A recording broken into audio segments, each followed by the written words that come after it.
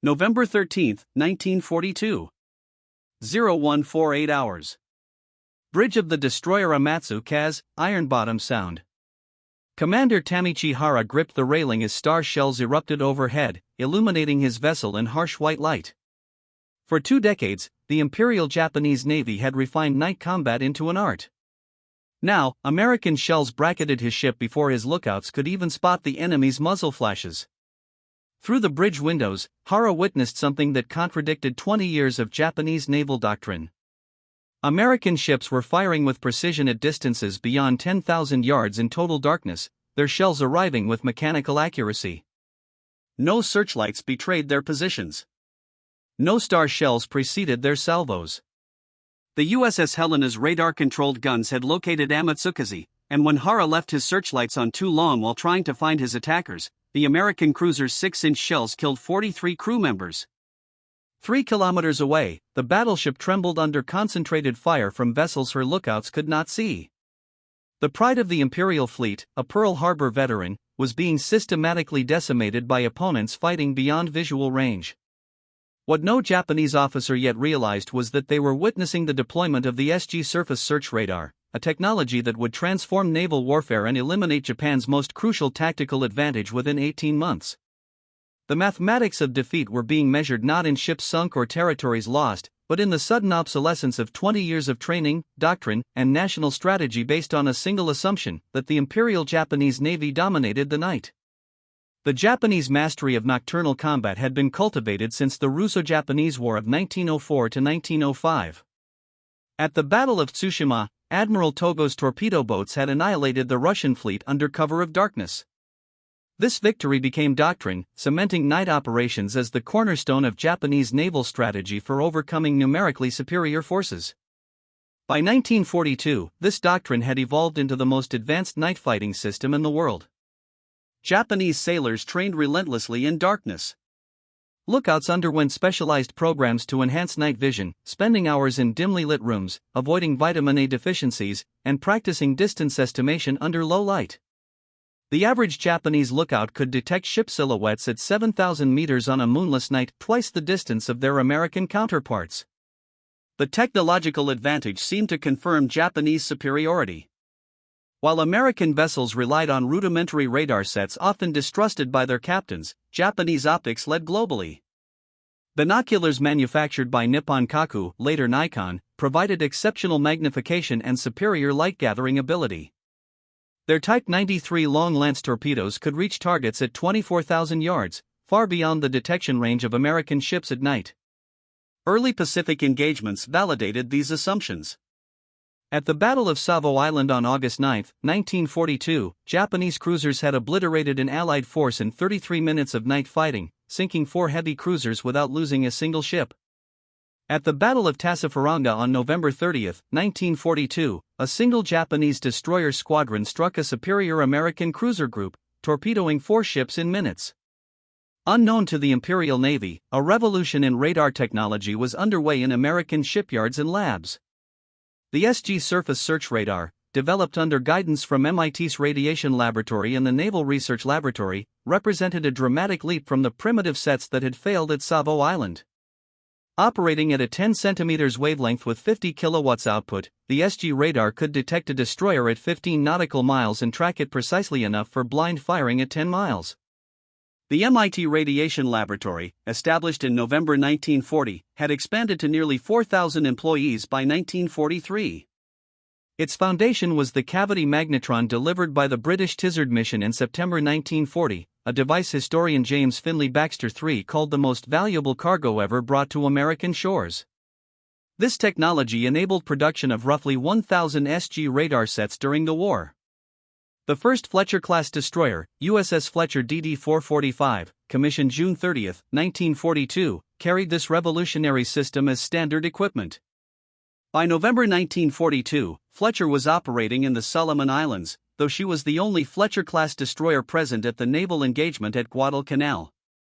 The Plan Position Indicator (PPI) scope offered a bird's-eye view of the battle space, displaying all contacts on a circular screen that updated every 2 seconds. Operators could differentiate ship types, track torpedo wakes, and even spot periscope depth submarines. The system worked equally well in daylight or darkness, clear weather or storms, smoke or fog. The SG radar integrated with the Mark 37 gun director, linked to an analog computer that could compute firing solutions in seconds, automatically adjusting for target speed, course, wind, and ship movement. The 5-inch/38 caliber guns, standard on Fletcher-class destroyers, could fire 15 to 20 rounds per minute with radar-directed accuracy. The night of November 12 to 13, 1942, marked the beginning of Japanese assumptions shattering. The naval battle of Guadalcanal began when Rear Admiral Daniel Callahan's task force intercepted Vice Admiral Hiroaki Abe's bombardment group approaching Henderson Field. While only USS Fletcher represented the new destroyer class, several other ships, including USS Helena, carried SG radar. At 0124 hours, Helena's SG radar detected Japanese ships at 27,000 yards, well beyond visual range. For the next 20 minutes, American radar operators tracked the advancing force while Japanese lookouts strained futilely into the darkness. The battle descended into chaos as radar-directed fire disrupted Japanese formations before they could employ their superior night tactics. The destroyer Akatsuki, attempting a specialized night torpedo attack, was caught in crossfire from multiple American ships, exploding and sinking within minutes. Commander Hara on Amatsuka has experienced this new reality firsthand. His ship torpedoed USS Barton, breaking her in half, and USS Juneau, leaving her crippled. But when he illuminated USS San Francisco with searchlights to improve gunnery, Helena's radar-directed guns immediately targeted Amatsukaze, causing heavy damage and casualties. The battleship High, Admiral Abe's flagship, became the focus of radar-directed fire. In darkness and rain squalls that should have provided cover, she absorbed 85 hits from enemies firing beyond Japanese visual range. Her bridge was destroyed, her steering incapacitated, and her superstructure set ablaze. She would be scuttled the following day, the first Japanese battleship lost in the war. The disparity between Japanese and American night fighting capabilities grew ever more apparent through late 1942 and early 1943. The American SG radar operated at 3 GHz with 50 kilowatts peak power, detecting destroyers at 15 plus nautical miles with accuracy of plus or minus 40. YD in range and plus or minus 0.5 degrees in bearing. The weight of 1,000 pounds and 95%. Operational availability made it practical for widespread deployment. In contrast, the Japanese Type 22 radar operated at 150 MHz with only 2 kilowatts peak power, detecting destroyers at 10 nautical miles under optimal conditions. With accuracy of plus or minus 300 yards in range and plus or minus 5 degrees in bearing. Weighing 2,200 pounds with only 40% operational availability, it was both cumbersome and unreliable. Of the first 60 Type 22 sets built, only about 6 actually worked. Total Japanese radar production during the war reached only about 300 units, less than one-third of American SG production alone. The technological gap reflected deeper organizational problems. Japan had actually developed cavity magnetrons by 1937 and Dr. Hatetsugu Yagi had invented the directional antenna that bore his name in 1926. Yet military leadership excluded Yagi from radar work. When Japanese forces captured British radar equipment with Yagi antennas, they were unaware the design referred to a Japanese invention. Army-Navy rivalry prevented coordination with both services developing separate, incompatible systems. During the Battle of Vella La Vella on October 6 to 7, 1943, USS Selfridge detected and tracked long-lance torpedoes using radar, allowing evasion of weapons that had been invariably lethal in earlier battles. The Fletcher-class destroyers' radar advantage extended beyond simple detection to complete tactical superiority. The Tokyo Express high-speed destroyer runs to resupply Guadalcanal had depended entirely on Japanese night fighting superiority. These missions conducted by the finest destroyer captains in the Imperial Navy began suffering increasing losses to radar-equipped American ships. Captain Riso Tanaka, who commanded the 2nd Destroyer Squadron and led many Tokyo Express runs, would later write in his 1956 U.S. Naval Institute Proceedings article, Japan's Losing Struggle for Guadalcanal about the growing American radar advantage. Though Tanaka's own tactical brilliance had achieved success at Tasaranga, he recognized that darkness no longer provided protection against American technology. By early 1943, American destroyers were intercepting Tokyo Express runs in complete darkness, in rain, in squall conditions. They fired first, fired accurately, and pursued Japanese forces even when they fled at full speed into the night. The night of November 25, 1943, demonstrated the complete reversal of tactical advantage. 5 destroyers under Captain Ollie Burke intercepted 5 Japanese destroyers off Cape St. George. In a running battle fought entirely by radar, Burke's squadron sank 3 Japanese destroyers, Onami, Machinami, and Yujiri, without taking significant damage. The Japanese never achieved visual contact with their attackers. This would be the last surface engagement in the Solomon Islands and marked the end of major surface combat in the area. By mid-1943, Japanese naval commanders were desperately trying to adapt to the new reality.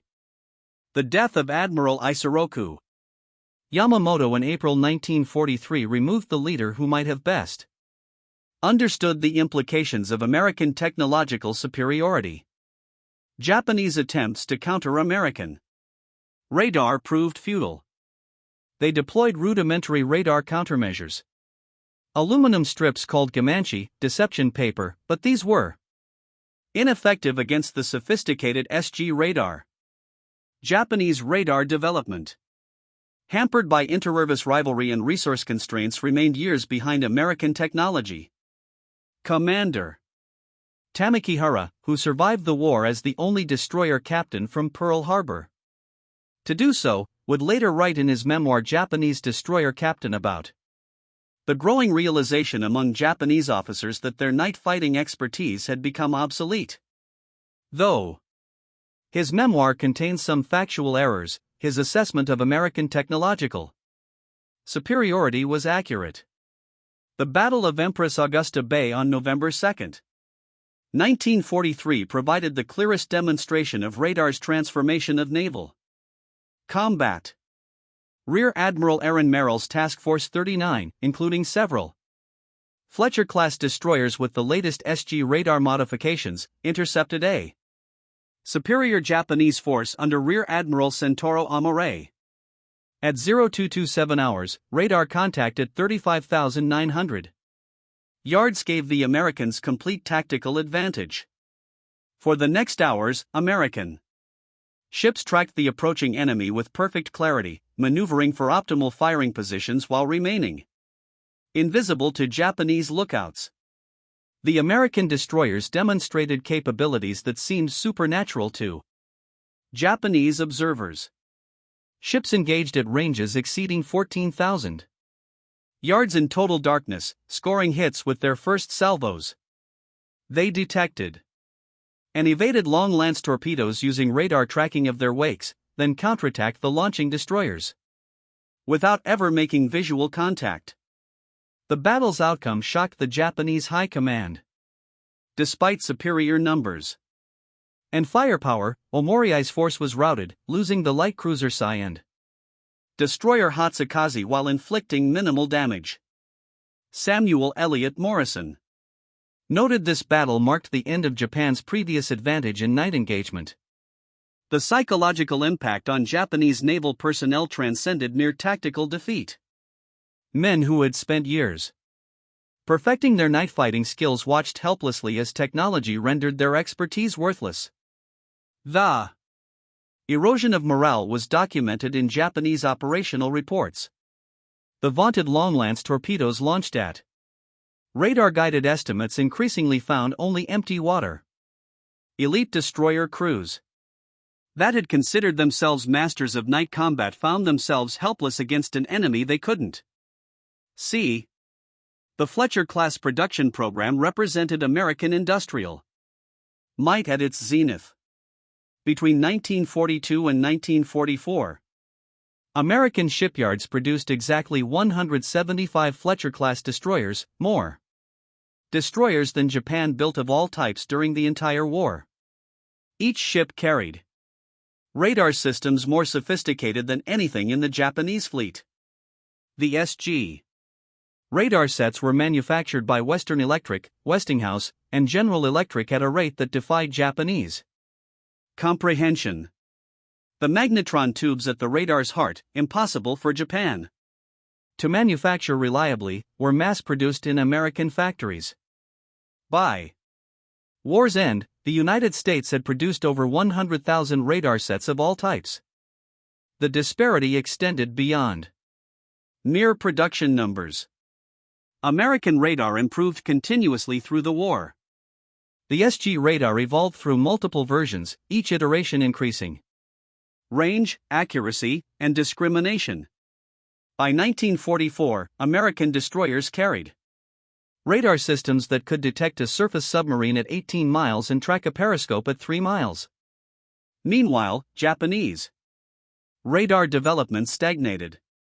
The Naval Electrical Research Department had only 300 staff by August 1943, compared to MIT Radiation Laboratory's 4,000 employees. Critical components required materials Japan couldn't obtain. Most crucially, Japan lacked the vast electronics industry that supported American radar development. As radar negated traditional night fighting tactics, the Imperial Navy desperately sought new doctrines. Orders from Combined Fleet Headquarters began acknowledging American radar superiority and emphasizing radical maneuvering and acceptance of higher casualties. These orders represented complete capitulation to American technological superiority. The Imperial Navy that had once sought night battles now actively avoided them. When forced to fight, they employed tactics that accepted severe losses for the possibility of achieving torpedo launch positions. Training programs struggled to adapt. The torpedo school at Yokosuka attempted to develop blind launch techniques, firing spreads of torpedoes at calculated positions without visual contact. Success rates were minimal. The Naval War College developed new night fighting doctrines based on accepting catastrophic casualties. Even Japan's submarine force, initially less affected by American radar superiority, soon encountered the technology's reach. Fleet submarines attempting to recharge batteries on the surface at night discovered that darkness no longer provided safety. The SG radar could detect a surface submarine at ranges exceeding 15 miles, far beyond visual range, even in daylight. Japanese submarines dependent on surface running for speed and battery charging found their operational effectiveness crippled. Transit speeds dropped from 15 knots surface to 3 knots submerged. Battery life limited underwater endurance to hours rather than days. American destroyer escorts equipped with radar hunted Japanese submarines with deadly efficiency. The USS England sank 6 Japanese submarines in 12 days during May 1944.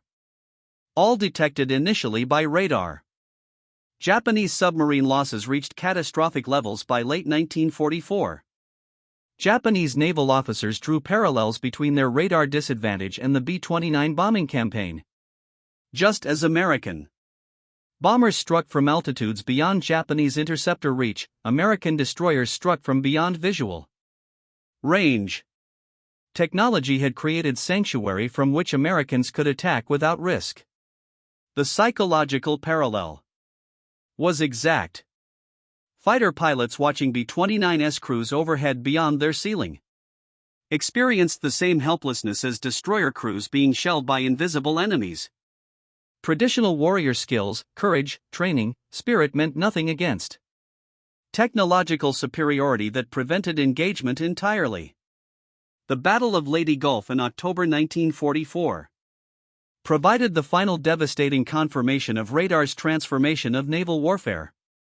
The largest naval battle in history became a technological mismatch that demonstrated American superiority.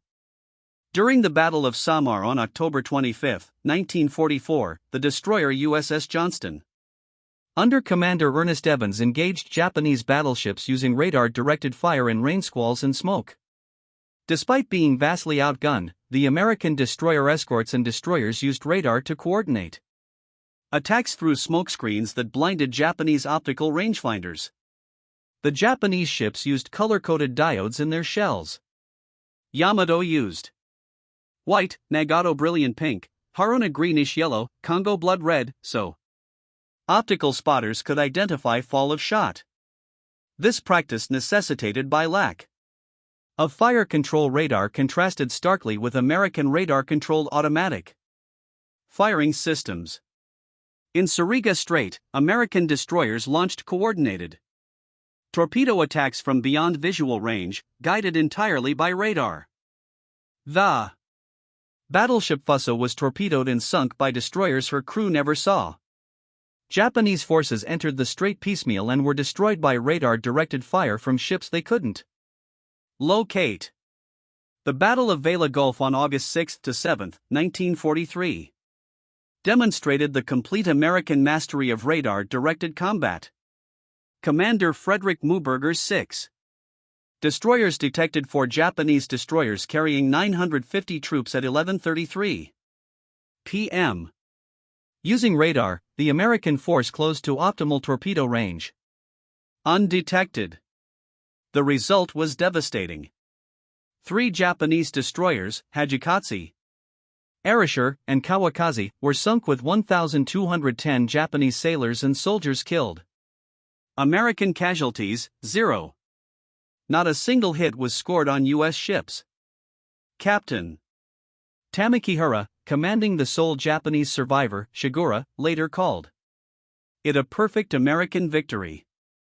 Fleet Admiral Chester Nimitz termed the battle a little classic of naval warfare, demonstrating how completely radar had reversed the night combat advantage. On November 25, 1943, Captain Arleigh Burke's destroyer squadron 23 achieved another perfect radar victory at Cape St. George. Burke's Little Beavers detected 5 Japanese destroyers at 141, tracked them undetected, and launched devastating attacks. 3 Japanese destroyers, Onami, Machinami, and Yujiri, were sunk with 647 Japanese killed. American losses, 0 casualties, 0 damage. Burke's after-action report was clinical. Entire engagement conducted by radar plot. Visual contact with enemy never achieved nor required. This battle convinced Japanese naval leadership that night surface combat was no longer viable against radar-equipped American forces.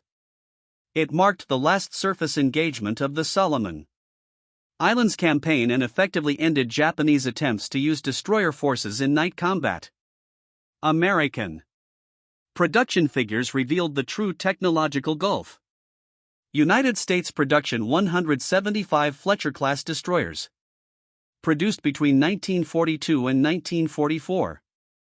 Approximately 1,000 SG radar sets manufactured. 100,000 plus radar sets of all types. 250,000 cavity magnetrons produced.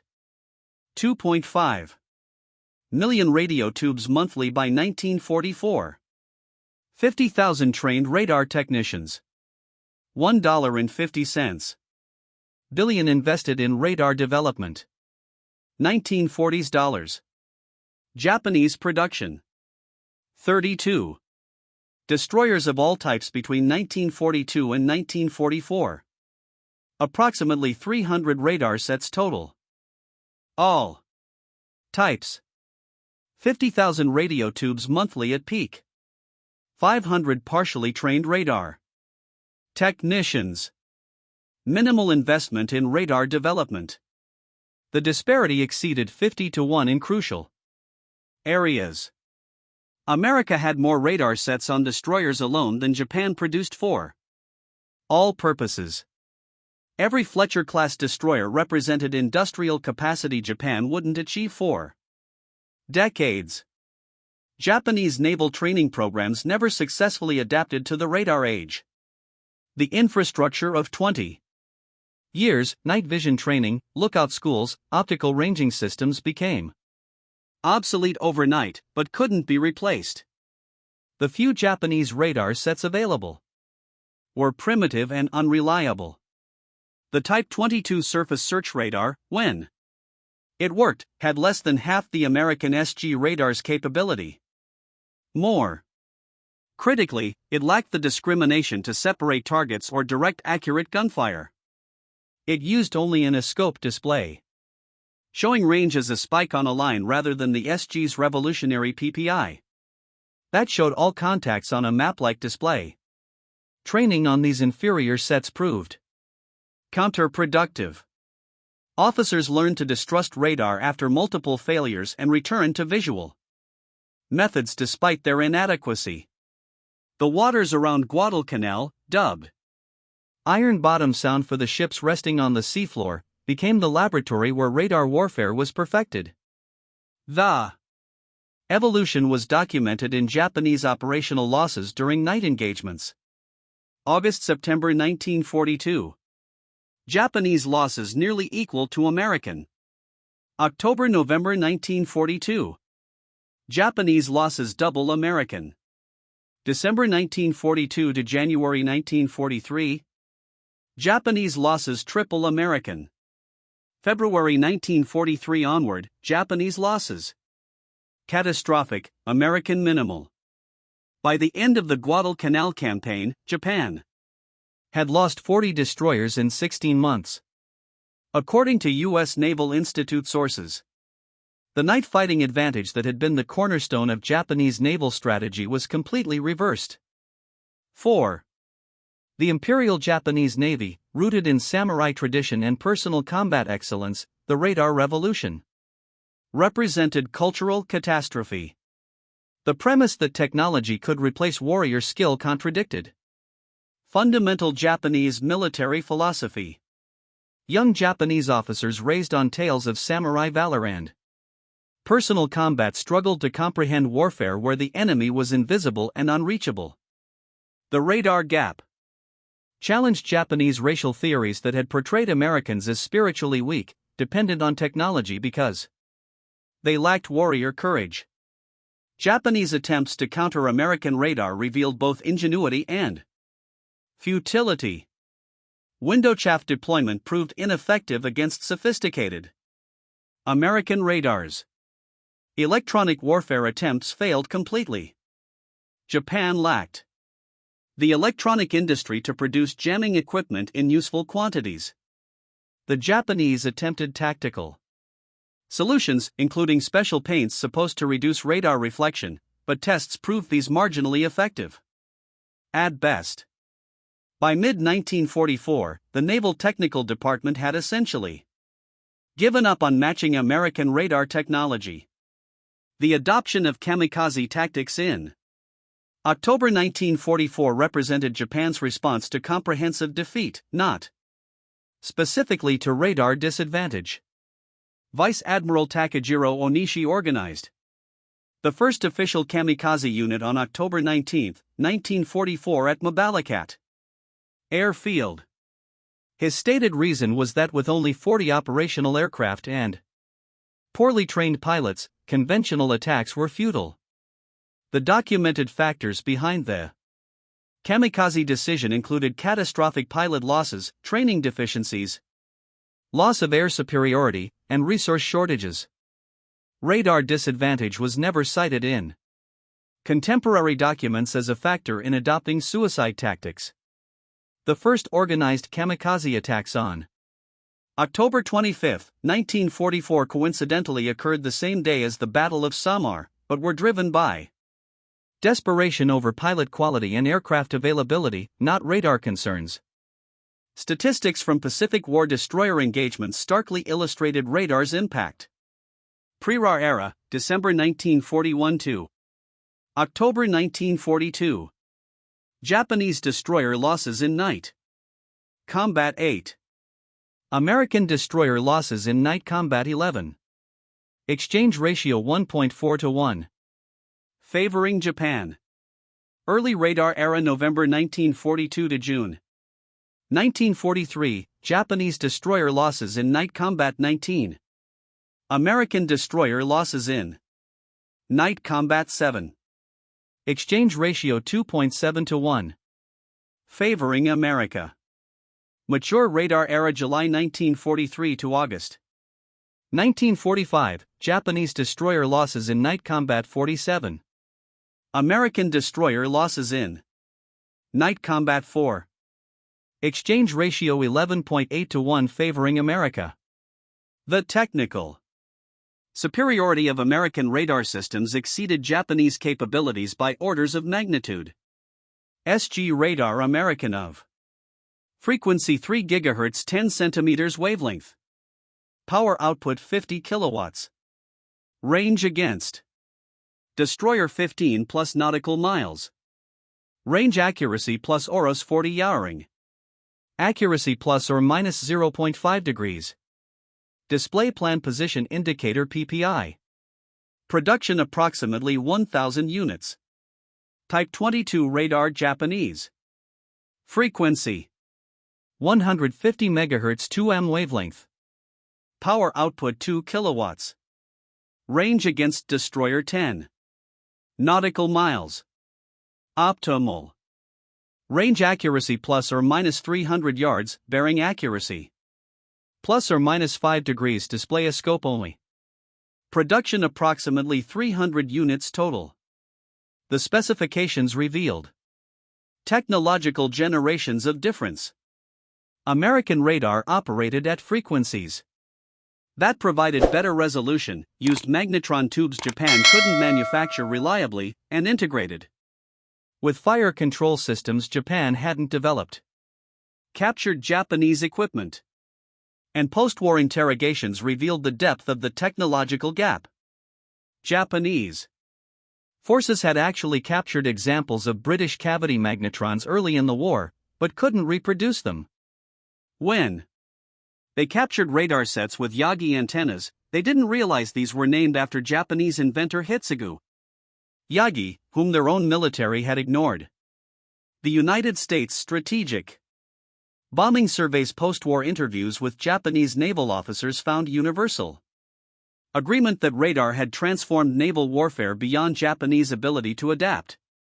Officers testified that by 1943, they understood the radar gap but suppressed this knowledge to maintain morale. The Battle of Cape St. George on November 25, 1943 served as the epitaph for Japanese night fighting superiority. Captain Arleigh Burke's destroyer Squadron 23 achieved perfect victory through radar, sinking 3 Japanese destroyers without loss. This battle convinced Japanese naval leadership that night surface combat was no longer viable. Orders from Combined Fleet essentially abandoned night destroyer actions, acknowledging that night combat advantage now belongs entirely to the enemy. The MIT Radiation Laboratory deserves special recognition for revolutionizing naval warfare. Established in November 1940 under Dr. Lee Dubridge, it grew to nearly 4,000 employees and designed half of all radar systems deployed by U.S. forces. The lab's work went far beyond the SG radar, developing over 100 different microwave systems worth $1.5 billion in production. The foundation was the British cavity magnetron delivered in the TISAD mission of September 1940. This single device producing 1 kilowatt at 10 centimeters wavelength was 100 times more powerful than existing technology. The Americans mass-produced what the British had invented and the Japanese couldn't replicate. 9 radiation laboratory staff members would later win Nobel prizes, but their wartime contribution was enabling the electronic revolution that transformed naval combat from visual engagement to radar-directed warfare. The radar revolution forced fundamental changes in naval doctrine that persist today. Every modern navy acknowledges that electronic detection superseded visual observation as the primary means of naval combat. The United States Naval War College study of 1947 concluded that future Naval combat will be determined by electronic capabilities rather than seamanship. The Japanese Maritime Self-Defense Force, established in the 1950s, built its founding principles on lessons learned from the radar war. Electronic warfare capability is the foundation of naval power. All other considerations are secondary to censor. Superiority. Japanese technical officers who understood radar's implications early were ignored by operational commanders wedded to traditional doctrine.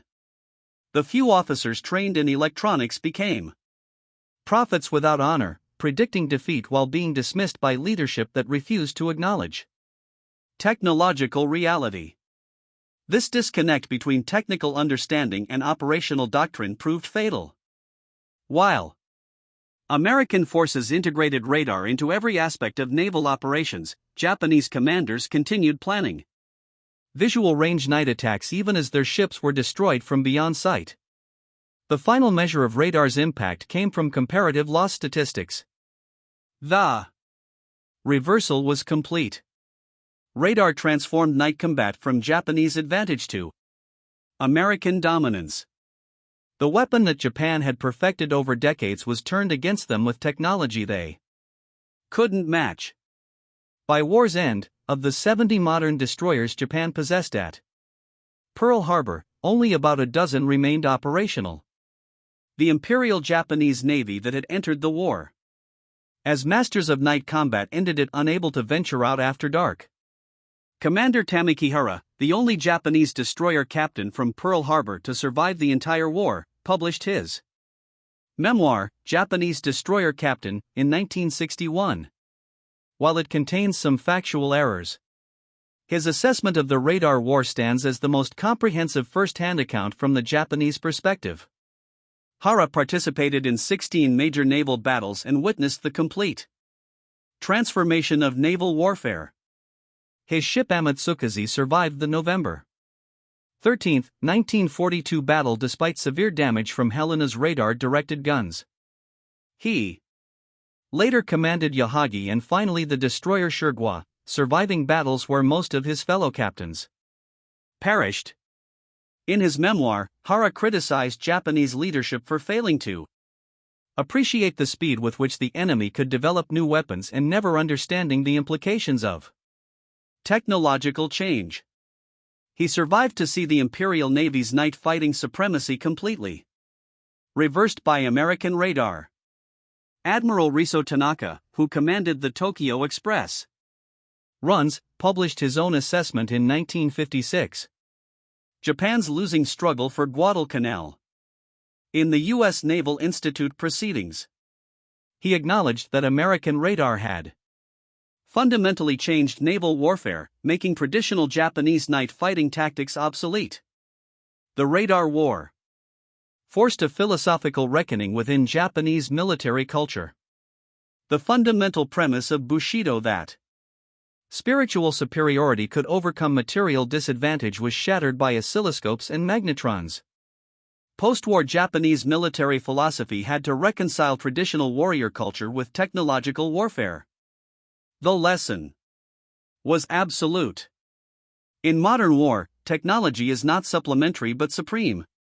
Those who see first win. Those who see farthest dominate. The final accounting of the radar war in the Pacific provides stark quantification of technological revolution. Japanese destroyer losses, primarily to surface combat. 1942 November-December 4 destroyers. 1943 31 destroyers. 1944 28 destroyers. 1945 to August 14 destroyers. American destroyer losses in night surface combat. 1942 November-December 3 destroyers. 1943 4 destroyers. 1944 1 destroyer. 1945 0 destroyers. The technology gap by 1944 American destroyers with effective radar. 175. Japanese destroyers with effective radar 0. American radar extended detection ranges by 200 to 300%, completely nullifying the Japanese advantage in night vision. These figures illustrate a revolution that reshaped naval warfare in under 2 years. The Imperial Japanese Navy, which had spent decades refining night combat tactics, was overcome by technology that didn't even exist when their training began. Fletcher-class destroyers equipped with SG radar systems achieved a milestone unparalleled in military history: the total neutralization of an enemy's key tactical edge through technological innovation. Japanese night fighting skills, honed since 1904, were rendered ineffective by mass-produced magnetrons and oscilloscopes from American factories. Commander Tamikihara, having survived 16 major engagements, had a unique vantage on this transformation.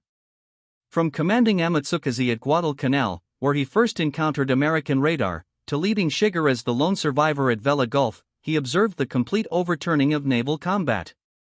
The Imperial Japanese Navy had entered the war confident that superior night fighting prowess could offset American material advantages.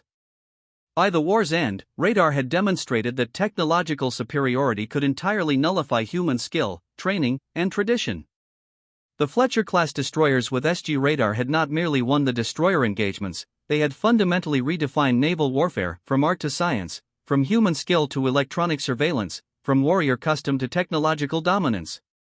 The surviving Japanese officers recognized a stark reality: the era of visual naval combat ended in the waters near Guadalcanal, replaced permanently by electronic warfare indifferent to bravery, tradition, or the warrior ethos. Once masters of night combat, they saw their decades of expertise rendered obsolete in just 18 months. American radar transformed their advantage into a liability, and the darkness that had been their greatest strength became their grave. Those who could detect prevailed, while those blind to technological change were doomed to fail in the night they had once commanded.